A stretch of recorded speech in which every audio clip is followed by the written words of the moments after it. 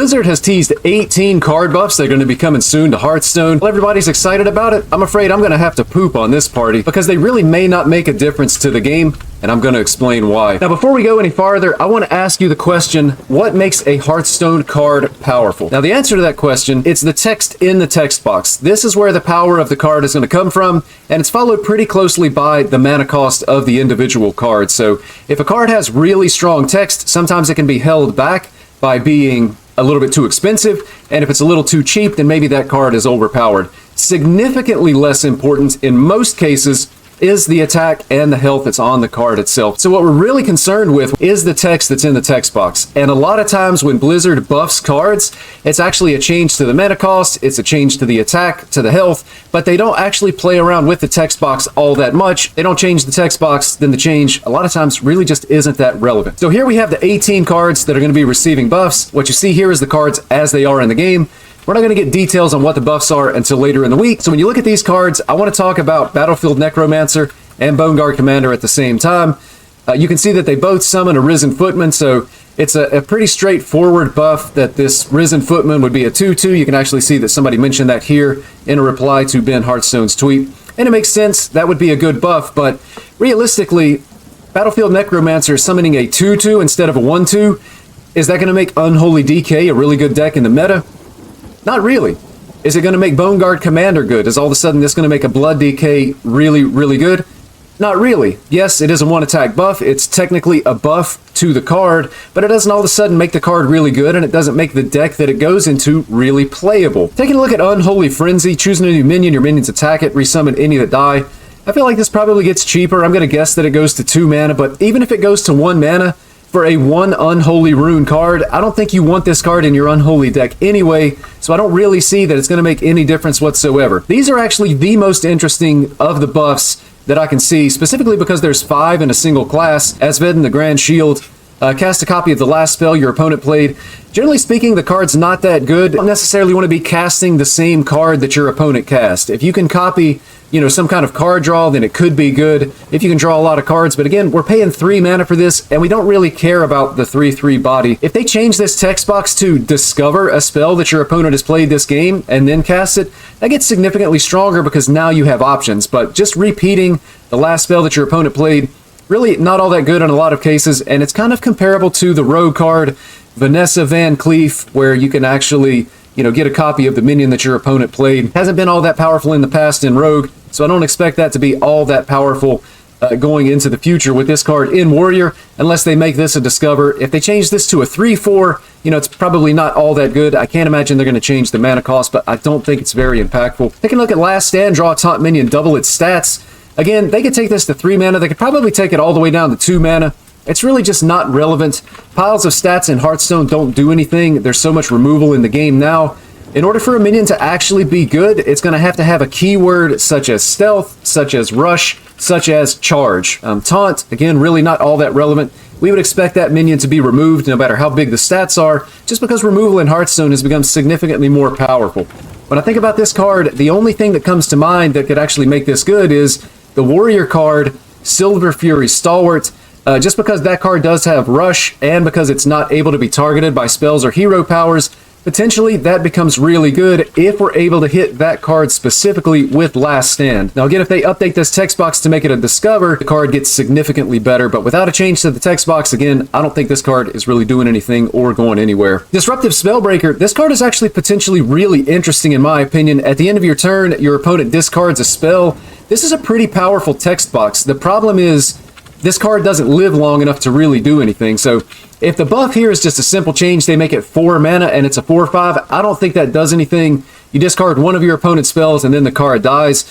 A way that they can make this card really impactful is to give it some additional survivability. It needs to really be able to live more than 1 turn, and then you can get more value out of discarding your opponent's spells here. So I'm hoping that this card would go to something like a 2/7 stat line and still be at 5 mana. Then it's a little bit more survivable. Maybe you're able to get it to stick for 2 turns or possibly even more than that. But there is a precedent here for 5 mana at a 2/8 stat line. From the Paladin card Wealth Redistributor, you can see here that that is a 2/8. Again, just the higher the health on this card, I feel like the more survivable it's going to be. We don't really care about the attack for a card like this. It's all about the text box. We don't need this card to be able to punch face. We don't need it to be able to trade.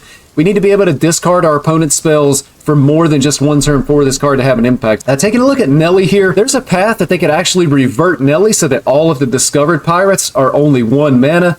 That might be a little bit too strong. They might not want to go down that route.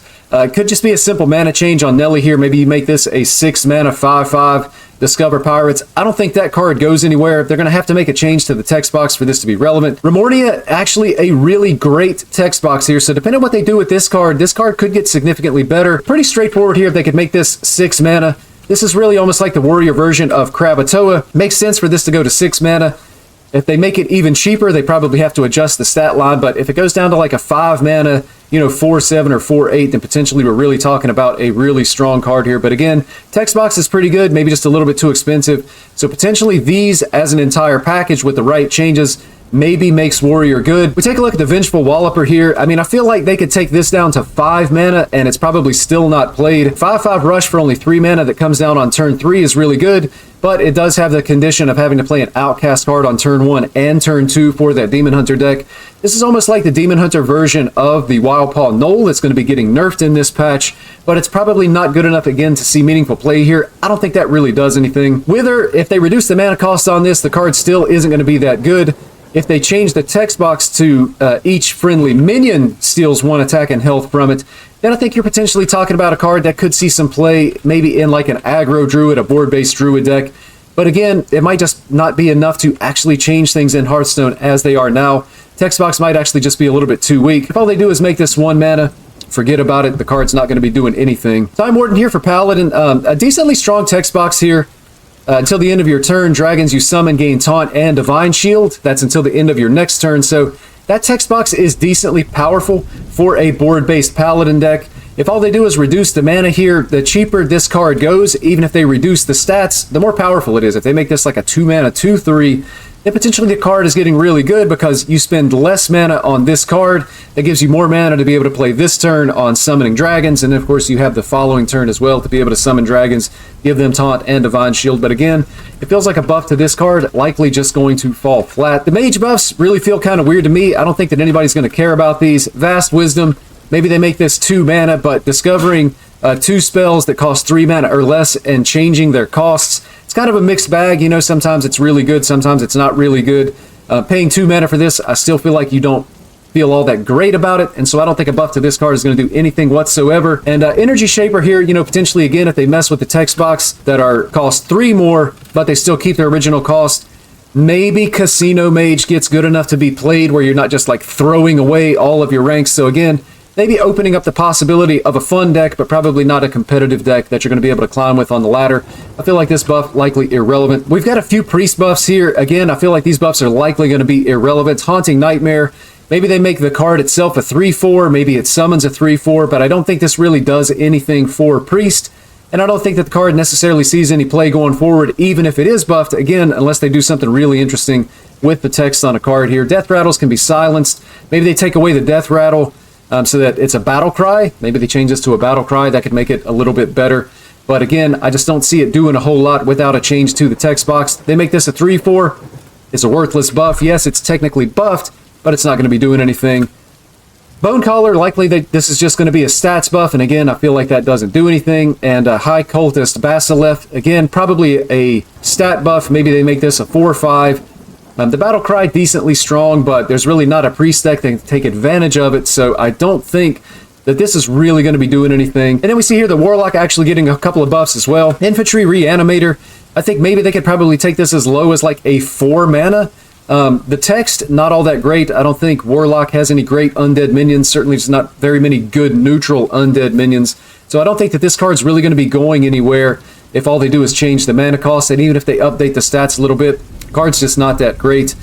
And with Darkon Drathir, I feel like this could go all the way down to 6 mana. It's probably a fine card as a 6 mana 6/6. You could keep the same text in the text box, and I think everything is fine there, but it's probably not good enough to actually see play. So, sometimes with mana changes and health changes and attack changes, those buffs likely irrelevant. They're just not going to be good enough without changing the text in the text box That's what's going to make the card more powerful. And that's typically what Blizzard doesn't do with these buff patches. So we're going to see, but I have a feeling we're going to have 18 buffs here, and that most of these cards are not going to see any play whatsoever. The nerfs are going to open up really more of the existing decks that are already in the meta and maybe just a little bit underpowered compared to Rogue and Demon Hunter. Those decks likely see more play.